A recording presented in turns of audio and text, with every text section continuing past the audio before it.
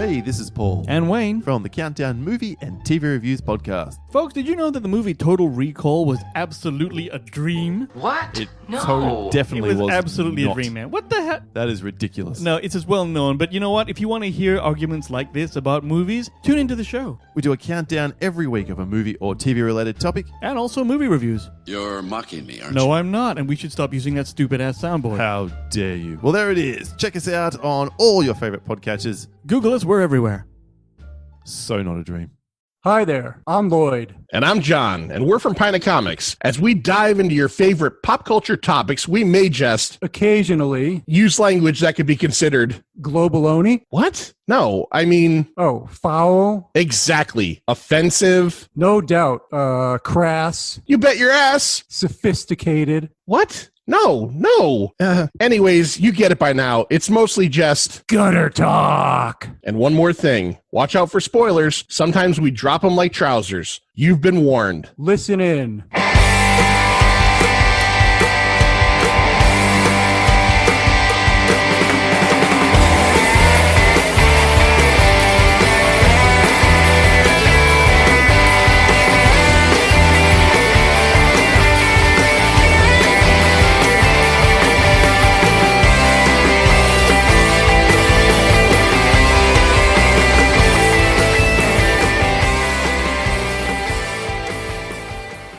All right, we're back with another pint of comics. Boy, oh boy, it's been a long week for me. Lloyd, week for you? Yeah, my lawyer says I don't have to answer that question. All right, that sounds fair. Let's get right into it. It's not Forgotten February, but we got Mike Butler from Forgotten Cinema, Forgotten Entertainment, cracking one open, 2-player bros, and I'm done. I don't care if he has any more podcasts. Do you have any more podcasts on the horizon? Yeah, I got one, but I haven't gotten a chance to start it yet, but it's coming soon, hopefully. Okay, all right. What, can you give me like an idea of the realm? Because you got beer, movies, and games. True crime? No. Although my fiance would love a true crime podcast.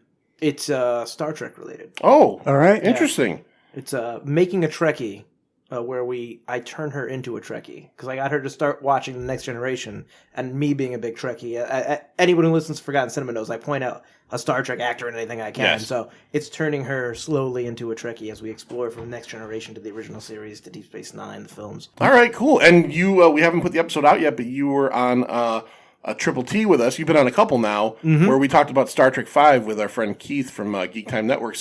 And that was a fun episode. Yep. The only reason it hasn't come out yet is because I'm very busy in my personal life, and it's like a 2-hour episode, and I don't feel like editing it. That's behind the scenes on Pina Comics. Pina Comics, podcasting at its laziest. But yeah, so this is just like kind of an old-fashioned rando episode, Lloyd. Yeah, one of those. We're going to do one of those. Talk movie trailers. Yeah. Talk news. A little news. We're going to talk Fathom Events, which we always talk. Kind of coincides with the fact that Butler here works for a cinema chain. Which he wasn't on the episode, but if you remember the episode we did with Field, his partner on Forgotten Cinema, where we talked about the future of movies. That's actually, let's get into that real quick. Has it gotten better? Now that we're... A little bit. It has gotten a little bit better. It has gotten a little bit better. Quiet Place Part 2 did like crazy business on Memorial Day weekend. It was like the pandemic never happened. So I think people want to go back to the movies, but it's got to be something worth seeing in the theaters. Right. You're not going to see movies that are big, smaller films. Even like look at Infinite with Mark Wahlberg. Now it's going straight to Paramount Plus. People want you to go to their streaming platform. They want you to pay $10 a month on the regular, not $10, $12 a month every once in a while for their film. Right. So I'm sure Fast 9 will do tremendous business. I really want to see like The Green Knight. It comes out this summer. I really want to see that. No one's coming to see that. That's going to do $0. But if it were streaming, it might be top 10 on Netflix, during that week that it came out or something. Right. Now, do you think it's advantageous for, like, say, Disney Plus, right? Or Disney is going to put Black Widow out this year, finally, July 9th, I think. But is it advantageous for them to have people go to their streaming site and pay that $30 premium? Because I'm assuming if you go and rent it for $30, however it works out, a good amount of the change goes right to Disney. But if they go and spend the money at the theaters, you guys get some of the money. It starts getting broken up. So do you, like you said, pushing people to the streaming sites might mean more revenue for them, right? Oh, absolutely. And it pushes you toward product they wouldn't normally have, gone and watched. It pushes them toward, that $35, like you said, straight to Disney. But box office revenue mostly goes to the theaters or mostly goes to the movie companies as it is. I just think they want people to pay that money on the regular. That's what they want, especially with the theater industry kind of slowing down and dying. You know, you only go to the Marvel movies, let's say. You do 4 Marvel movies a year. That's 4 months out of 12 that you're paying, $12, $15 to Disney. Disney Plus, you have a subscription. Sure, you might only want to watch the Marvel movies, but if you're like me, a real lazy bastard, but also poor, it doesn't matter. You're going to be like, cancel it tomorrow. You're not canceling that. Right. I did the same thing with my CBS All Access. I watched Star Trek Discovery when it was all done, so I binged them all, and I was like, I will now cancel it, and then come back when the new season comes out. I never fucking did it. I'm lazy. So is everybody. They're just lazy, and they're not going to cancel subscriptions. They're going to pay every month that $12, $15, and when their kids bug them to watch Luca this summer, which now is only Disney Plus, they'll buy Disney Plus. They'll pay that $35. And this is their 3rd or 4th film, Black Widow, that'll be both. Clearly, they know what they're doing. They've got the money. People have bought Mulan. They've bought all the other movies that have come to Disney Plus Premier Access. So Manster, I'm going to ask you a question now. I think we know, like you or me, like, you take the kids out to see Black Widow, a Marvel film. I take the wife out, whatever. Butler, Butler probably gets in the movies for free because he works for a fucking cinema. Of course I do. Come on. He doesn't have to even think about that. But for someone like you, do you have that same mental hitch that I have where I can see myself going with the wife to the theater to see Black Widow, spending $50 when everything's said and done. Mm-hmm. But then when you say to me, well, you could sit at home but pay $30 extra to watch it once, I get mad.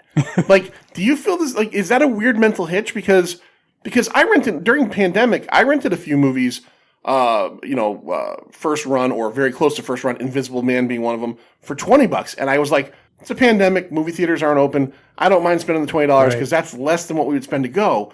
But now all of a sudden, when the choice is there that we probably always have wanted, but they say that $30 bumper, I feel like, Jesus, it just seems like... It just doesn't feel right. Yeah. It feels like you're getting ripped off somehow by doing that. Okay. When you could actually go to a theater and pay, whatever you said. I haven't gone to a single movie since the pandemic started that was new. The last movie I saw live was Rise of Skywalker, the last new movie. And I did go to actually a Fathom event like we spoke about before I saw The Shining. Nah, I agree with you. $30, it just makes you angry. It's like, why? Yeah, because I really don't care about Black Widow one way or the other. I'd like to get out to the theater. Like anybody else, I want to get back out to regular life. But I just can't see myself spending $30 to watch it one time on my TV. You know what I mean? And you don't even own it after that, right? No. It should be like a... No, you do with Disney Premiere.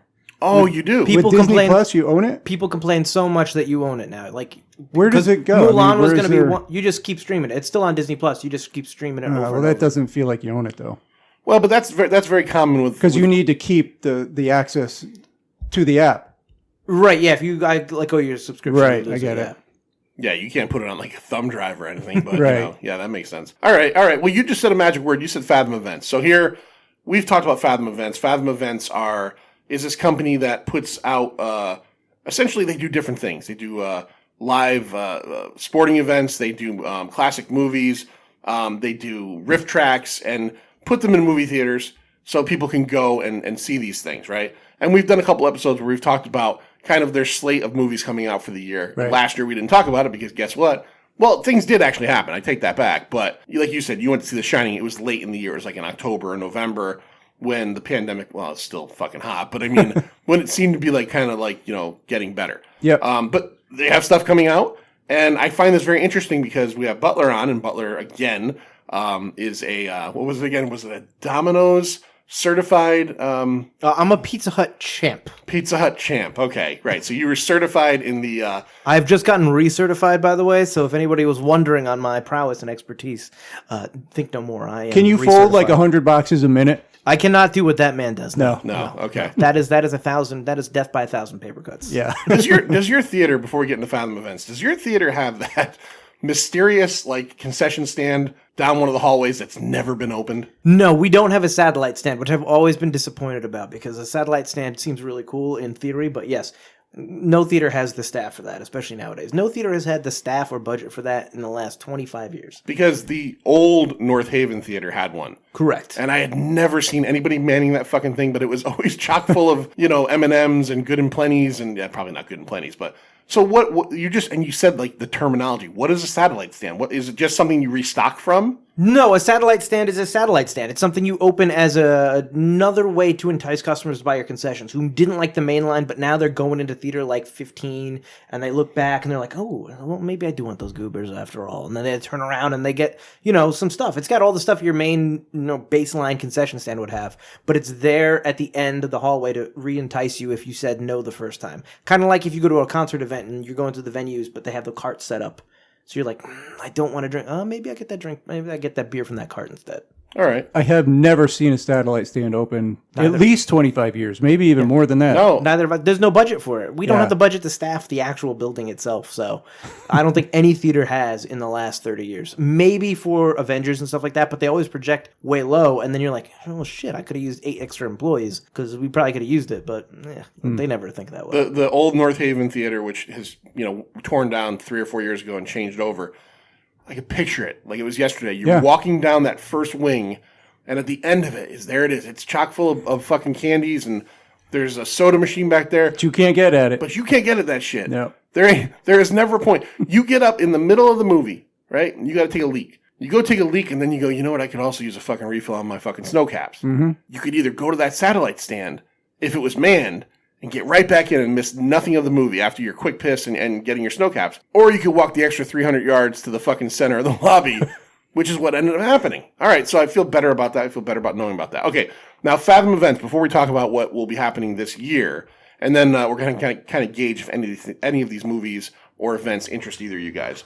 How do they generally do? Because I can tell you, before you say anything, that I've gone to several, and I'm normally either, me and my wife are either the only ones there, or amongst 7 other people. Welcome to Fathom Events. That's it. That is it. If you're a Riff Tracks, you might have some more people. Yeah. But, I mean, if you time your 25th or 30th anniversary film correctly, like Halloween on Halloween or something like that, or near Halloween, not on Halloween, you might get a couple extra people, but you ain't selling out of that thing. You're pretty much guaranteed whatever seat you had wanted to sit. Mm-hmm. Yeah.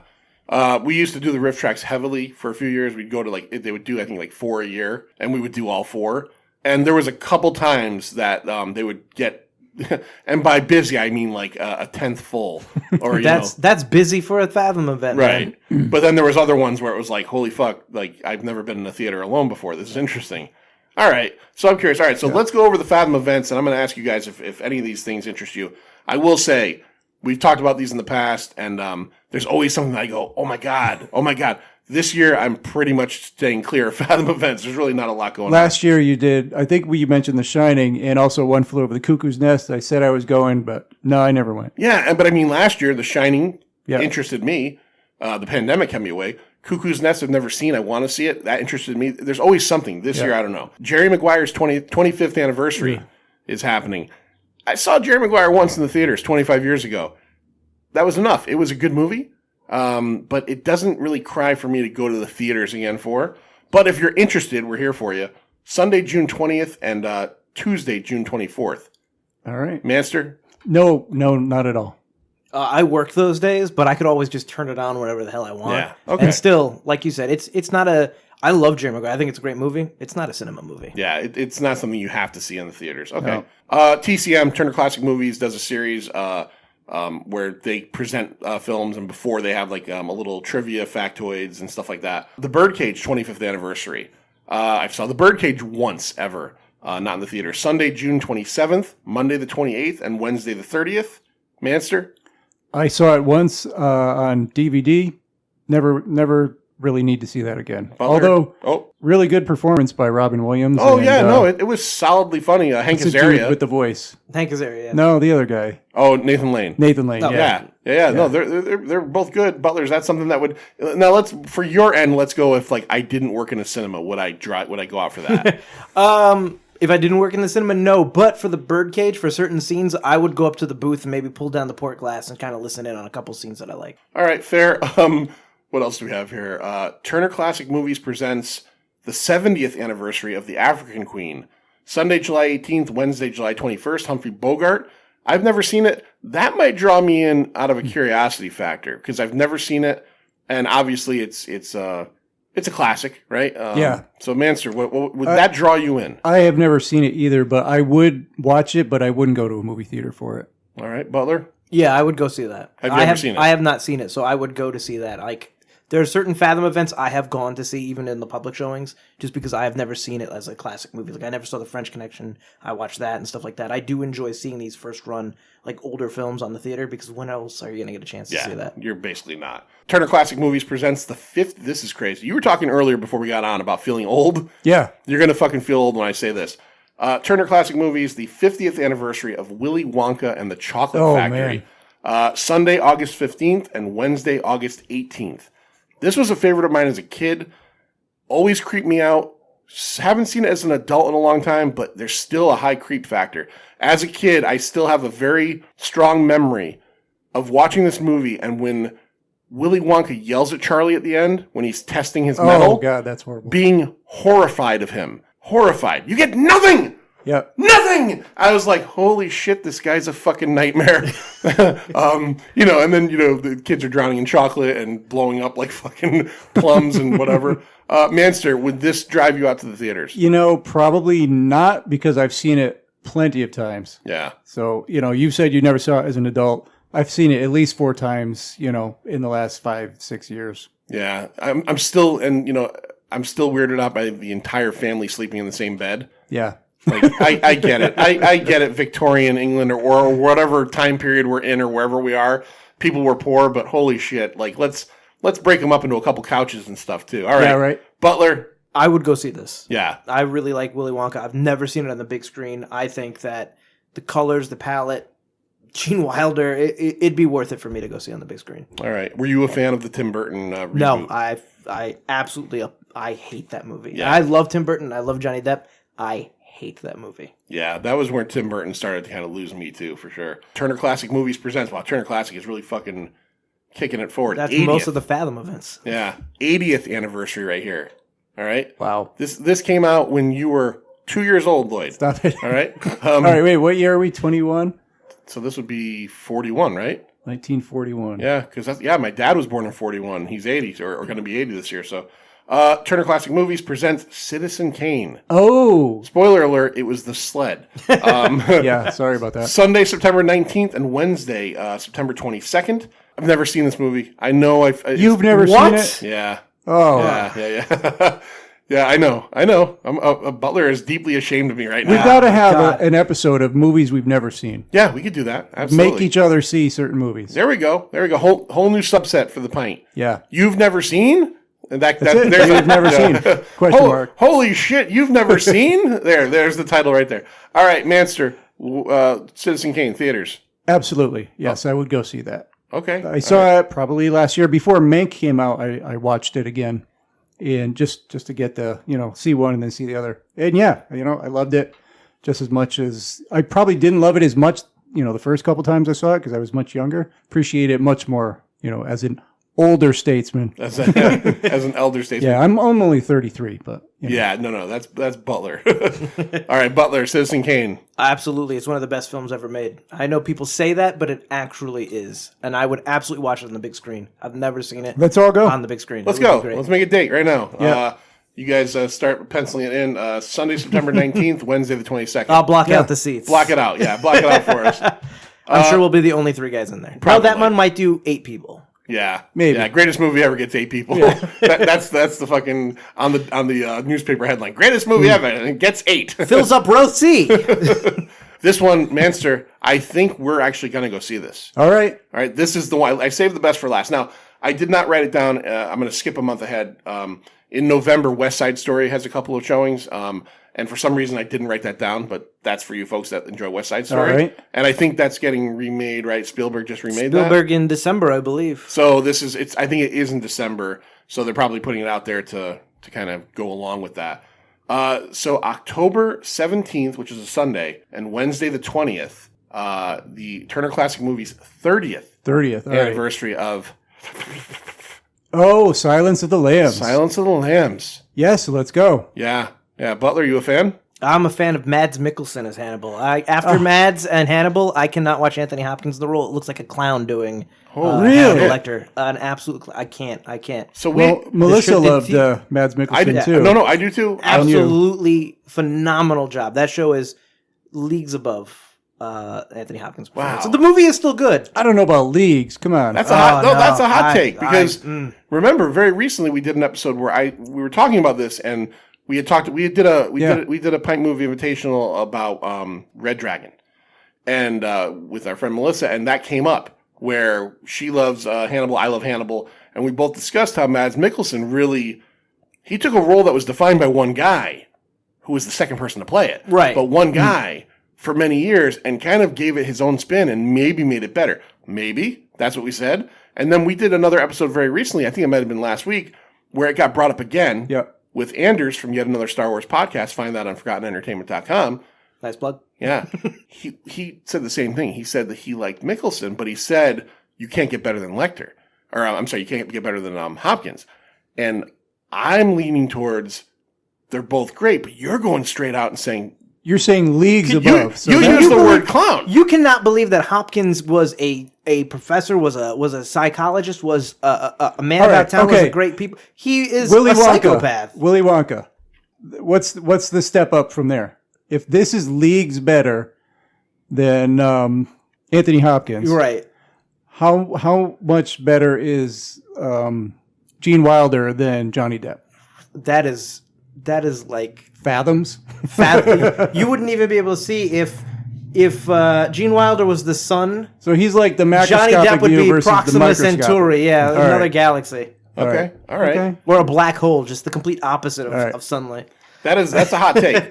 Took me a while to get what I was trying to say. I couldn't fucking get the words out. Yeah, sometimes we just got to grab them out of the air. I believe for once my partner in crime, Mike Field, would actually agree with me as well. I don't know. I listen to your show. We both love Mads Mikkelsen as Lecter. Okay, so I have not seen enough of the show. I've seen a few episodes of season 1, and not that I didn't like it. I just ended up falling off of it. It is great. Never got back. It is great. It is. He does play him to a T. But it's one of those ones where I feel sacrilegious even saying he might be better or as good. It took me a while to get there too, man. Yeah. But you'll get there. All right, I'll get there. Can he make someone swallow his own tongue? He does worse. Wow. He does worse. Yeah. What does he make Will swallow? There's a horrible thing. He makes Will Graham swallow something. I can't remember. It's a body part or something. He eats a bunch of his own friends. Yeah, for sure. They cook he cooks with one of the officers' one of the things that they actually cut out of one of the officers, who he splits into multiple sections in a sliding glass display of human bodies. Yeah. He cooks her something, her spleen or something. And all right, the entire I need to watch this. Hearing this, I've never heard this kind of description. While you watch him cook these things, you get really hungry. You're like, oh my God, that looks good. I'm kind of hungry right now. There's in the first season, he's trying to frame Will, and the Minnesota Shrike and all that stuff. Right. And he takes a victim's finger or something and force feeds it down Will's throat while he's drugged or something. Oh yes, yeah. It's so fucking terrifying. The show is okay. And one of my favorite pops. I don't collect pops anymore. One of my favorite pop vinyls in my collection is Hannibal as a Wendigo, which is what Will sees him as. And it's so fucking trippy, this show. You definitely have to check it out. I've seen that pop and I never understood it. Will sees him in this form. Like he knows that there's something more, even though they're working together, and he sees him in this black, oily, fucking half deer, half man thing. It's crazy as fuck. How many seasons? 3. Yeah, and then they maybe 4. Yeah, they keep talking. Yeah. Now, just to jump over subjects a little bit, have you watched the Clarice Starling show that's on CBS? Hell no. They stopped him. They stopped Hannibal from being able to use Clarice because they're like, we're going to do something. It was Lifetime. We're going to do something with this. We're going to do something. They never did, just to stop him from putting Clarice on his show. And then they went along and sold it to another network, so he still can't use it. Clarice. Yeah, because season 4 of Hannibal was going to be Silence of the Lambs. Yep. Yeah, it was going to be a season-long arc based on Silence of the Lambs. Oh, well, that'd be nice to see that. Absolutely. And you say there's a chance they're going to make that? They keep talking. They I think Mads was the last one to say that they're closer to a season 4 than they've ever been. All right. Because of streaming views, and people are actually listening to conversations between the creators, Brian Fuller and stuff like that. All right, that is my next mission after I finish Prison Break. For the second time? For the second time, yeah. Well, you could stop that. It's the second time. Yeah, I know. I got to at least finish the season. All right, so that's Fathom Events. We've learned from Butler that Fathom Events might not be necessarily a barnstorm for money for you guys, right? Nothing's a barnstorm of money for us, man. But listen, Not anymore. if any of those interest you, seats are available. Yeah, you definitely can pick wherever you want to sit. I think maybe me and Lloyd, we obviously want to ask you because we know how you feel. We'll go see Silence of the Lambs. Yeah, I'll see that. I want to go see Citizen Kane too. Yeah, all right, I'm interested. Let me just be clear. Silence of the Lambs, I don't want anybody hating me, is a fantastic movie. It's just, once you see Mads, Hopkins is all right. Changes it a little bit. Okay. This is from the guy that chose Cull the Conqueror on his podcast. Yeah, and Teenage Mutant Ninja Turtles. Okay, all right, T is back great. But Cull was because Field's buddy, who's a cinematographer, as far as I knew, really liked that movie, although it was apparently Krull. And I was like, what? That doesn't make any sense. I liked it when I was a kid because it's dumb. And I liked Hercules. And then I knew Field would hate it. And there's nothing better than a good argument with Field. Yeah, no, well, one of the reasons I enjoy Forgotten Cinema. On ForgottenEntertainment.com as well, so check that out. Another one of their great shows. So we were doing this Rando show, and I wanted to come up with some ideas to talk about stuff. And we've done shows in the past, like we did entire summer blockbuster trailers, right? Yeah. Sir John, the old Yeah, co-host, it's been a while since we did. He fucking hated those episodes, and I love doing them. So I didn't want to do a whole episode full of them, so I just went and I picked 5 movies that I thought, let's just check these out. I had not seen the trailers for any of them. Let's check these out. Let's discuss them a little bit, and same thing, whether you want to go see this or not.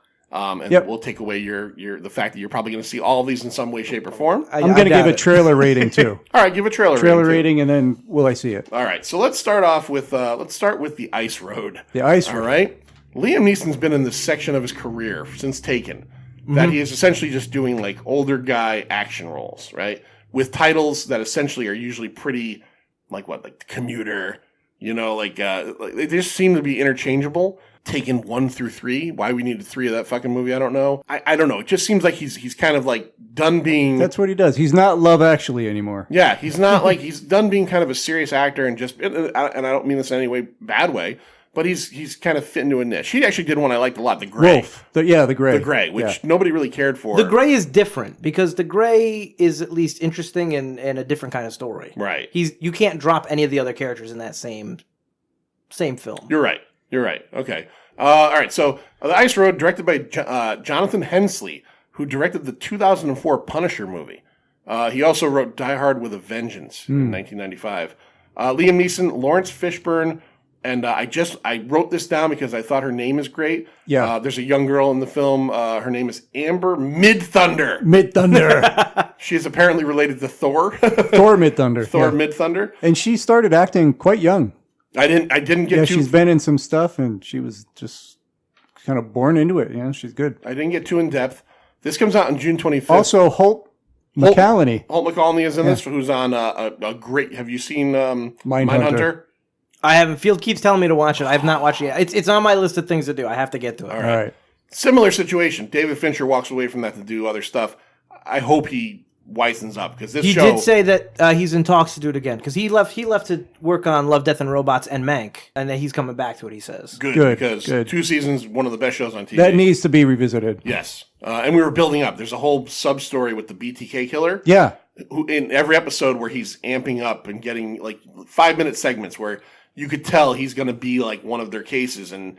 It's fantastic, and then the show gets canceled. And I'm like, what the fuck? The show's so good. I read his books. I went to the bookstore, bought all the books that he wrote, and then they canceled the show. Yeah, real pisser. All right, so The Ice Road, Butler, what does this look like to you? What is this about, essentially? It's about Liam Neeson being old on the ice in a big truck. At first, Field sent me the trailer, and I was like, I don't want to fucking watch this trailer. I had actually watched this trailer a couple weeks ago, and I was like, all right, I'll watch it. And I'm watching going, all right. So he's a regular guy. He's just on an ice road, and then sabotage, and then guns. And I'm just like, all right, no, he's still taken. There's even a scene where it's quick, but it seems like he's on a CB threatening somebody. You don't know who you're talking. I'm like, holy fuck, it's taken. Right, yeah.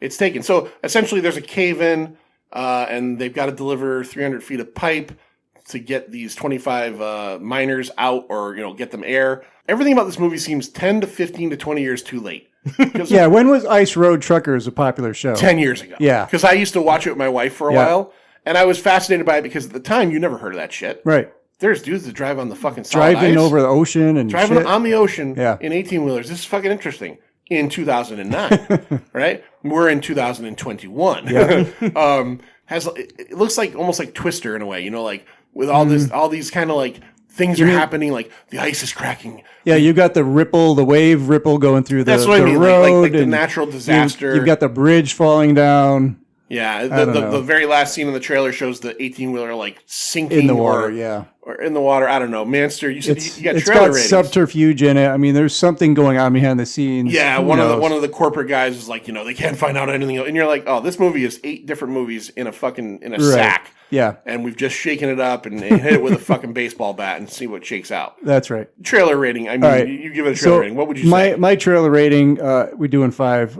1 out of 5. And my will I go see this in a theater rating is 0.5 out of 5. Well, this is a Netflix movie, so this is in Netflix. But this is just as valid. Will you lazily? I would not go see it in a movie theater, but I would put it on Netflix. Okay. If I had nothing else to watch. All right, fair. Trailer rating, Butler, 1 through 5. What would you say? Or you give it a 0 if you want.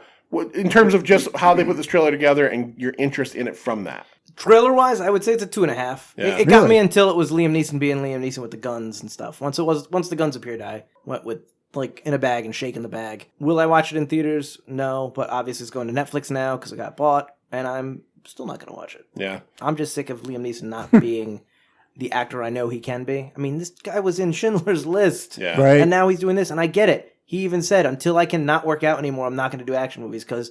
Who doesn't want to be an action star? Who doesn't want to be that guy? Right, and he didn't really have that career early. Exactly, that's what he says. Yeah. It's like, I never got to be that. Now I am. Rob Roy. That was Makes it. sense. He did Rob Roy, which was a great movie, You're but that, done now. and they didn't do much of that ilk after. Yeah, you could say Phantom Menace, but, he only did one of those, and it wasn't like high action, really, He had one scene with Darth Maul, and he gets murdered. Right. Now he's doing the murder. Right, now, Darth Maul killed me, now I kill you. All right. Trailer, I give it like a 2.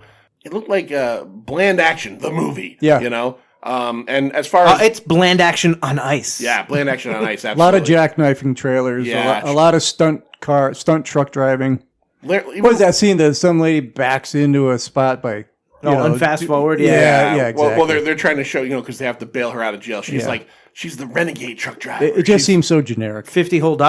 Yeah. Give me $50. I got a bail. I told you it wasn't going to be easy. Yeah. $50. That seems pretty easy to me. That's not that much for bail. I mean, That's a great word, by the way. Generic. Yeah. This seems very generic. Same thing with me. It's not a theater film, so not have to worry about that. But free on Netflix, it would be one of those nights where I'm like 3 beers in the bag and really fucking bored. Like, I don't want to read any comics. I don't want to watch a movie I really like because I don't have that. You don't want to watch span. something that you need to pay attention to. Right. No, I have no attention span. I just want to watch Liam Neeson drive a fucking truck on the ice. All right. That's fair. All right. Next one. Let's go over to Gunpowder Milkshake, directed by Navat Papashato. He directed the ABCs of Death 2, which I think was a anthology horror movie. So he probably directed one of the segments in it. This features the incredibly hot cast, right? All right. Let's not even lie about this. Who's in this movie? All right. First, we got Karen Gillan.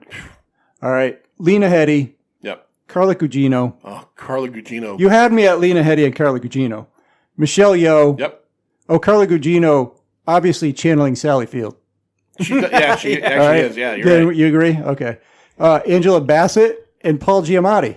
So I'll go first on this one, right? So the idea of this one is women assassin. Yeah. Look, we talked about this on the QT, found on ForgottenEntertainment.com, by the way.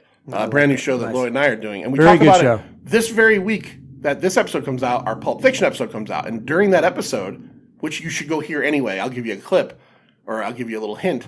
We talk about how when Pulp Fiction came out, it suddenly had like this rash of like movies that wanted to be it, right? Since John Wick came out, we have this rash of movies that want to be it, right? I haven't seen Nobody, which I've heard is good, it's okay. but I really like you Nobody. could see where it kind of pulls from that. Gunpowder Milkshake, and I hate to say this because I don't want to sound like a dick, is like John Wick, the woman's version. It seems Right. like Yeah, it right? is. Yeah. All right, But a and bunch of them like working together. yeah, but taking like down some they crime seem syndicate. like they're in this like secret society, right? They're librarians, yet there's it seems like it's so heavily lifted from the John Wick school of like this is the type of movie we're gonna make. Yep. That from the second the trailer started, like I saw one not too long ago. Me and my wife watched on Amazon Prime.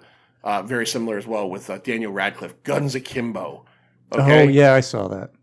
It felt like somebody saw John Wick Yep. and said, let's make a movie that's set in this like kind of hyper-realistic world. In that one, it's about people watch other people killing each other. It's kind of like a game. You bet on it, and it's like the pastime of the fucking nation.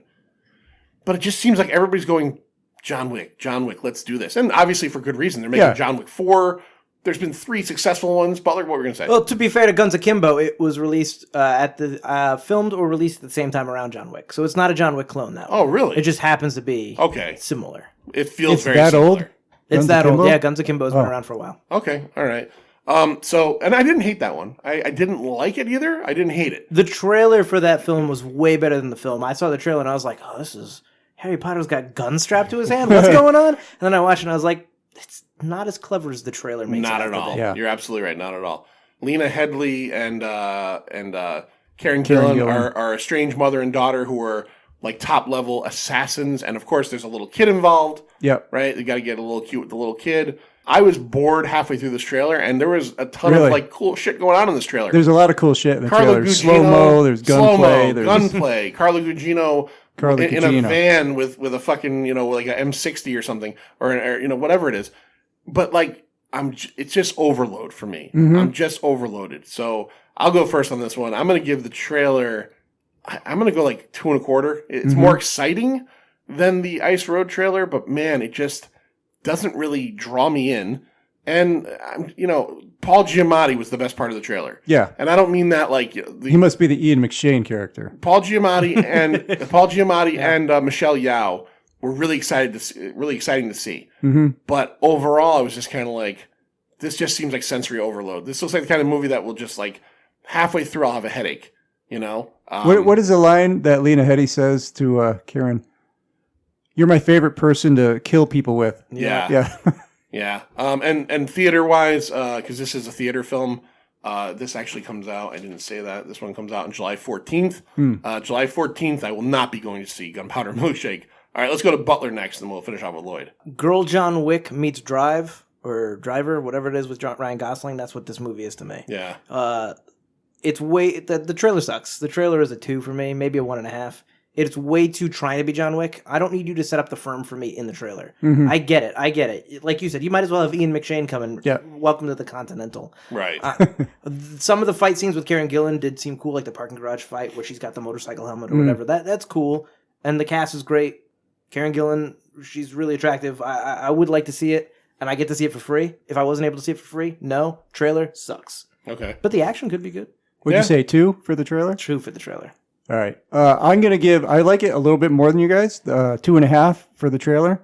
Will I go see it in the theater? 1 out of 5. So no, I'm not going to see it. But if it's on Netflix, I'll turn it on. Wait, hold on. So you got a 2 and a 1 out of 5? What happened there? 2.5 for just rating the trailer. Oh, okay. All right. But 1 out of 5, like chance of me going to see it. Oh, odds. We're going with odds now. Okay. That's fair. All right. Gunpowder Milkshake. Let's move on to The Night House. Now, this one The Night House actually premiered at Sundance last year in 2020. We've had the poster in our theater for forever. Really? Forever. This is the only one of the grouping that I picked that I hadn't heard of at all. And for whatever reason, I just saw the name when it was coming out and said, okay, I'm just going to throw this in there. I'm glad I did, because this one comes out August 20th, theater film, directed by David Bruckner, pardon me. He directed a movie I love that I did an episode of the Nomcast, ForgottenEntertainment.com, great show, a couple years ago with Andrew, The Ritual. Oh, he directed The Ritual? He directed The Ritual. Which, have you seen that or no? Which one's The Ritual? The Ritual, the one in like the Norway woods? The five friends that go hiking and then... Oh, okay, yeah, okay. Yeah. I really enjoyed that film. That was good. Yeah, I really enjoyed that film. So Rebecca Hall and not related, but Vondi Curtis Hall are in this one. And it essentially, she plays a widower. She plays a widow. A widow. Her husband recently, apparently, they're making it sound like he maybe killed himself. Yeah, in a boat. On the lake or something. With a gun he never owned. A gun he never owned. Yeah. And we just get this. This is one of those ones that we get a lot of like what is happening here kind of imagery. What would you say from what you see? What is going on here? It looks like her husband built a backwards house. Yes. Yeah. Most likely to capture a ghost, or they are ghosts. Something to create an alternate world. He created 2 homes for them on the lake. One is going forward, one is going backwards. And Rebecca Hall, who seems to be haunted by her husband, or another ghost, because it also kind of plays on your fact that she was haunted by something and he killed himself to stop the haunting. Yes. Yeah. Now she's in this backward house and kind of meeting both a mirror version of herself and is haunted by her husband. It looks weird. Yes, it does. But in a great way. It absolutely It does. seemed to have some sort of maybe body morph stuff going on. Yeah, because it seems like there's a woman that looks like her, but Yeah. it isn't her. And then, like Butler said, there's a line in his suicide note saying, "I did this to protect you." Like, what? This is a trailer that, the idea of a trailer isn't like Gunpowder Milkshake, where you show me all the cool action scenes and I go, I want to see how those start and end. It makes you go, I want to see what this movie's about. Yes. I want to see what the fuck's going on here. Master, what do you give this trailer and your possibility of All seeing it in right, theaters? so actually, I've just changed my mind a little based on who you said the director was from The Ritual. I didn't really like the trailer. To me, it seems like a movie that you're going to think about too much, and it's going to be like, oh, well, that really doesn't make sense. It wouldn't be like that. That's what I got going on in my head. So I originally gave the trailer 1.5. Would I go see it? Probably not in a theater, but Yeah. maybe I could get convinced to, based on the fact that it's the guy that did The Ritual. All right, I'll go next. I give the trailer like a 3.75. Wow, that's too high. No, this trailer, it has me very interested in what's going on in the movie. I hear you. The movie might suck, right? Yeah. Like, I'll give you another idea of a trailer, and I still haven't seen the movie, so It just makes me feel like none of it's going to make any sense. A couple years ago, when we did a summer one, me, John, and Larry did all the trailers for the summer. We all agreed Hereditary, the trailer was fucking nuts and I've still never seen Hereditary, but the trailer was excellent because you had no fucking clue. Yeah. Right? Now, I haven't seen the movie, so I don't know if maybe it doesn't make sense or if maybe it doesn't live up to the trailer. It makes more sense when you watch it. Okay. Yeah, and the acting for a horror film, and in general, Toni Collette, you go watch it for her. Yeah. Yeah, I've owned it incredible for like acting. 2 years now, and I just have not gotten around to it. Put it on. And I love Midsummer. I'm one of the people that loved. No, I not love me. Midsummer. No. I love Midsummer. But anyways, this one I give it 3.75 on the trailer. Is this something I'd normally go see in the theaters? No, I would wait for a DVD or streaming. That said, if there was opportunity there and it was easy enough to go and have a night out, yes, I would go see this in the theaters. More likely, I'll wait till it pops up on a streaming service. Yeah. Butler. Well, I'm going to give the trailer a 4. It looks like some weird shit's going on. I love a good ghost story. I don't think there are enough horror films about ghosts that are well done or kind of correct. I think they turn them into slashers half the time. Right. I think it's fantastic. I love the backwards house stuff. I love all the imagery, all the scenery, the way it's shot. I think it gives me big Twin Peaks kind of vibes, and I love Twin Peaks. I'm a big fan of like that David Lynch weirdness. I'm a big David Lynch fan, so I think that this is a definite for me. I will probably see this in theaters. Plus, Rebecca Hall's in it, and I find her very, very attractive. I do too. Rebecca Hall's mouth does something for me. I don't. She's got a very big mouth. And Yeah. I don't know. I'm fixated on that. But she was great. She's You got hot a and big mouth. You got a pretty mouth. It's funny too because I like her so much, and I totally, as I watched this, just remembered that she was in Kong Godzilla. Yeah, but just it came out. was because that movie was pretty forgettable. She kind of just like got flushed out that she was in it. But I've always liked her. She was great in The Town. She was great in The Prestige. The Prestige. No, she wasn't in The Prestige. Yeah. Was she? Yeah, she was in it. Fuck, I apologize. She was in Iron Man 3, though, which is Iron Man 3. easily the second best of the Iron Man movies. It's the best Iron Man movie. Yeah, This you is the like wrong it. podcast. Okay, all right. No, you like it? I love that movie. I love it too. Iron Man 1, I'm one of the few people that don't like Iron Man 1 at all. See, Well, I mean, do- Iron Man 2 is worse, but Iron Man 1, you could get me until the desert scene, and then it's not a movie anymore. Okay, all right. Fair. Hot takes. What does it become then?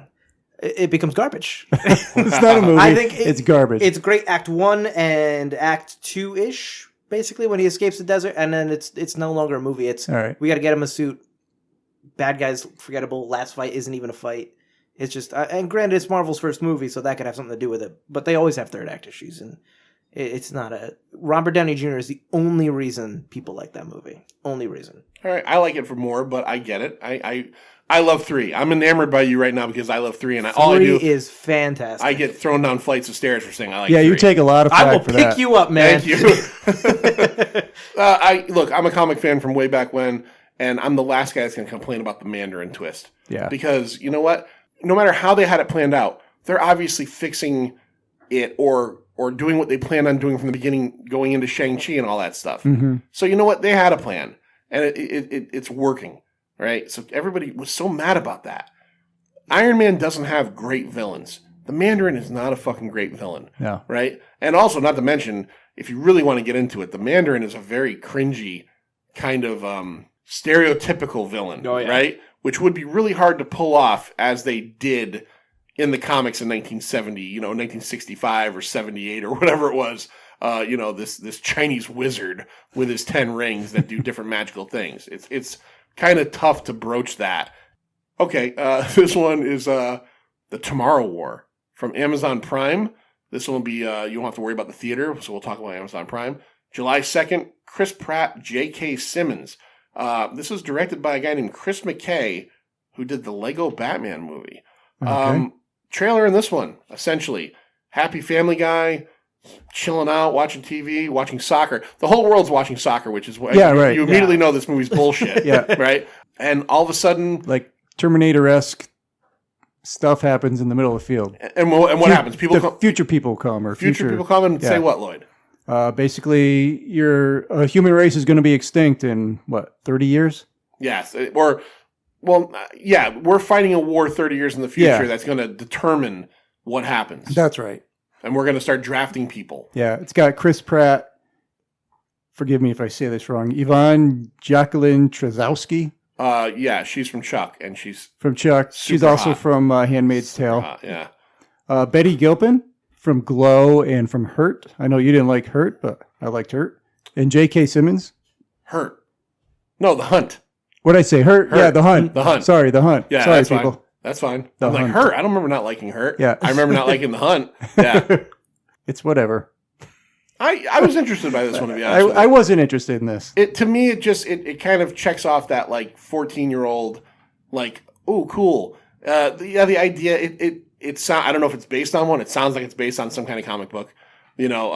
Chris Pratt is ex-military, and they start to basically draft people. And what do they tell you if they're going to draft you? They're going to do if you don't go. What? They're going to take his wife instead. Oh, that's right. You're going to draft somebody else in your place. So right. He has to go because he doesn't want his wife or his kids to end up. He doesn't want anybody else to end up going. Yeah. And they're going to take you and install you with some kind of tech that brings you to the future. Gotta have that bracelet. You got to have the bracelet. Yeah. And you're going to fight the future war, hopefully. You're going to crack jokes with some guy next to you. Yeah. What jokes? He's not even, Chris Pratt doesn't even crack jokes. I have a feeling I'm the only one that wants to watch this movie. Yeah. So I'll go first. The trailer, I'll give it honestly a 2.75. I mean, it wasn't revolutionary, but it gave me the story and it got me to the point where I went, okay, interesting. Am I going out to a theater for it? I don't have to because I have Amazon Prime. Yeah. It comes out July 2nd. Am I going to throw it on July 2nd? Am I going to take the day off from work? No. But will I watch it probably that week? Absolutely. Absolutely. Yeah. Manster, so I'm assuming this failed on all levels for you. I would give the trailer about a 2. And I would never go out and see it, but I might turn it on Prime someday. Okay. All right. Butler, what about you? What's the guy's name? Isn't even on his IMDb page. He doesn't want this scene to be seen. All right. The guy who's with Chris Pratt, who's joking with him, I like him a lot. I've seen him in other things too. He's not on the IMDb page, which kind of pisses me off. Unless that's him in shape. Yeah. That's him in shape. Sam Richardson plays Charlie, his friend. I like Sam Richardson quite a bit. Yeah. But Chris Pratt doesn't look like he's joking at all. And fun fact, Chris Pratt is not a great actor. He's a great comic actor. Yeah. He tells jokes. He's not funny in this. And he's ex-military. He's the same character from Jurassic Park: The Lost World. Yeah, that's who he is. Yeah. He trains raptors. Just send Blue after him. It's so generic. It's so blah. The trailer for me is a 1, and I will not watch this movie. I will not waste my time watching this movie. Unless someone invites me to do a podcast on this movie, and then I will watch the movie out of duty. Out of sheer Maybe duty. it'll be a triple T. Yeah. It's trash. Well, I mean, I haven't seen it yet. We have to wait. It has to gain that reputation. So maybe in a year from now. Yeah. Maybe forgotten February of It's just going to be forgotten. 22. I guarantee. Does J.K. Simmons appear in the trailer? He does. He's there for a moment. He seems like he might be his dad or something. Yeah. But yeah, I don't know. The trailer, like I said, wasn't great, but the idea is kind of novel, kind of cool. And you're right. I will say this: you're right about Chris Pratt. I loved Chris Pratt in Parks and Rec. I loved him as Star-Lord, and he's great in Star-Lord. He's okay in Lost World when he has some like jokes, but then you started to see The Facade, and then I don't know if you ever saw Passengers, but no, everyone hated Passengers so much that I was just like, he kills her. You know the end, right? He kills her. I do. That's another reason I didn't watch it. I was like, all right, so the end was spoiled, so I'm good. Yeah, spoiler for everybody out there. He kills her. That's a terrible movie. He wakes her up. They're on this starship, and they're going to travel for like 300 years or something like that. And his pod accidentally turns off. Yep. Wakes him up. He spends, I think, almost a year on the ship. He could fully sustain himself. He's never going to make it to the planet. He's going to die of old age before they get there. Right. He makes it a year. He's working out, lifting weights, eating whatever he wants because there's tons of food on it. He has hobbies. He does other things. But he falls in love with Jennifer Lawrence, who's in a pod. Through a pod. And then wakes her up. Essentially fucking killing her. It does become a plot point, but it's like, what the actual fuck? This is the hero of our movie? Is he knows waking her up. They have 300 years to go. Right. Unless she's like some kind of fucking like new like Eternal or like a Highlander, she ain't gonna make it. And again, when I watched this movie, I had heard that there was, I didn't see it in the theaters, I saw it after. I had heard there was a lot of scuttlebutt about like a choice he made in the movie. And as soon as I saw it, I went, what the fuck? Like, this is brutal. And again, at least they didn't just sweep it under the rug. It is a major point of contention when she figures out what happened because he lies to her about it too. He's like, both of our pods. Yeah, you malfunctioned. Yours was a year after mine, and we're kind of stuck. And then she sees like the video or some shit. Or no, the robot bartender tells her. Oh yeah, he's like, you came in a year later, and it's like, she's like, how? And he's like, he woke you up. It's like, what a fucking... Should I not have said that? I probably shouldn't have said that. Bad shit. All right, let's get to the last one. This one I'm the most curious about. I'm very curious because this one has a name hanging over it, right? Yeah. M. Night Shyamalan. Shyamalama Ding Dong. Okay, now here's a story of a little lady. Started his career off, and man, he couldn't do any wrong, basically. Sixth Sense, Unbreakable, Signs. I mean, he was just boom, boom, boom. He was destined to be the new Spielberg or the new, and then he had that added bonus of the twist bullshit endings, which some worked and some don't. Mm-hmm. But then somewhere along the line, I think he started getting the hype. He started feeling the hype. And then he starts coming out with stuff like Lady in the Water and The Village and The Happening, right? And things start to kind of fall apart. Then he kind of becomes like a director for hire, essentially, like Last Airbender movie, right? And then in the last couple of years, he started to make a comeback, right? Split was good. Split was good. Yeah. Split was one of those movies that I think the movie wasn't great, but McAvoy was so good in it that he elevated it.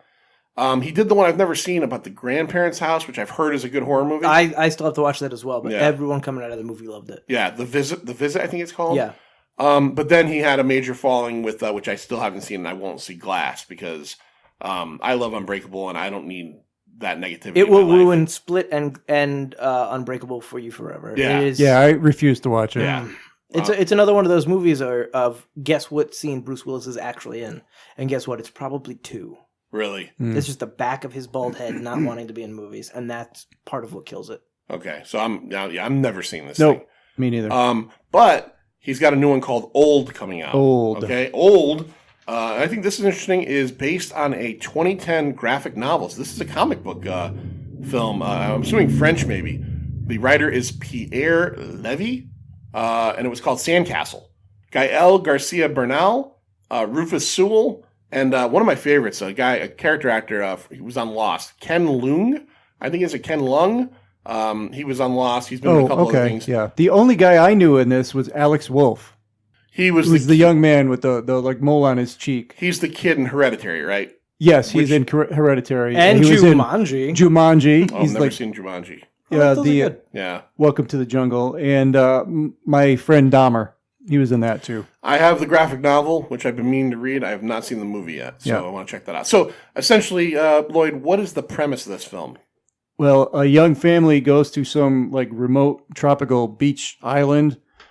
She couldn't believe she found it on the internet, and they get there, and they do see another family, and then all of a sudden they start finding remnants of other people who've been there. And then when they turn around, their kids are gone. They come back, and their kids have aged, I don't know, what looks like maybe 8 years, Yeah. 10 years. And what was something that she read in the in the trailer I saw when they're reading the instructions about the beach? What did it say? I don't remember. No kids allowed. Oh, did it say that? It said, I don't remember do not that. bring no kids allowed. And, Okay. and they kind of flippantly go, why would a beach not want you to bring kids?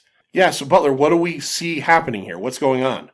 I think we see an experiment at play. I think that the trailer heavily insinuates that there's something going on with some kind of writing that's on paper, some kind of like code. Oh, yeah. There's definitely some kind of creature in some caves. There's something They trying all- to keep them on the island. They black out, if they Yep. try to leave the cave. Yep. Not even the island. I don't think they can get past the beach. Right. They can't even get up the cliff or anything. Yeah, they just pass out. Yeah. So I think there's some kind of experiment at play, or some kind Yeah. of creature, or some kind of alternate universe, or something like that going on. Now, before we get into whether you go see this or what you thought of the trailer, are you like me and are you immediately worried? The premise looks cool, but are you immediately worried that Shyamalan is more concerned with like hitting us with like the twist? No, not anymore. Okay. I think after his last few films, I know that I don't believe The Visit has a twist. Obviously, Glass kind of has a twist at the end, but I don't think he's as concerned about the twist anymore, because I think he knows that's old school. He doesn't need it anymore. I think this is more him. This definitely evokes kind of like Midsummer or Hereditary kind of feels for me. That's how I in feel. terms of the way horror goes, and it plays at a really basic fear, that fear of getting old, which I love when a horror movie bases its horror on themes on really primal fears, and I think this does that. I don't think he's going to be concerned with the twist. I am concerned that he's going to try to mimic a Hereditary or a Midsummer too much to where it's no longer fun or memorable. Shyamalan is known for being horror, but like Spielberg horror. And Right. I don't need to see like Midsummer horror. If this thing ends up being 4.5 hours of just a slog of just dialogue, I'm going to be out. Okay. Manster? I'm a little hesitant, because like just what Butler said, I just don't know. I don't know what's going to come out of Shyamalan. Yeah. And, I'm just a little concerned. Maybe by the time we get to the ending, it'll just be like, I just don't like that ending. But I'm going to go see it. All right. So you're going to go see it? What I think I would go see this. The trailer rating, I give like a 3.5. I give the trailer a 4 on this Yeah, one. I mean, it pulls in interest. You immediately are interested in what's going on. I'm totally interested. I think the trailer does the disservice of doing one of those things where they show too much. It might do Agreed, that, yeah. yeah. I think it There's does. little bits where you see certain characters maybe being killed or things happening, and you're like, I just saw that. I know that character's. You know what I mean? Like, Yeah.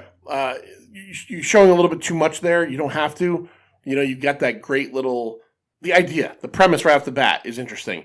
Another weird thing is I like when trailers do little things with like the fonts and everything, and like some of the letters are turning like a clock. I like they that. do that. Like, what does that mean? Like, what's the purpose for that? Yeah.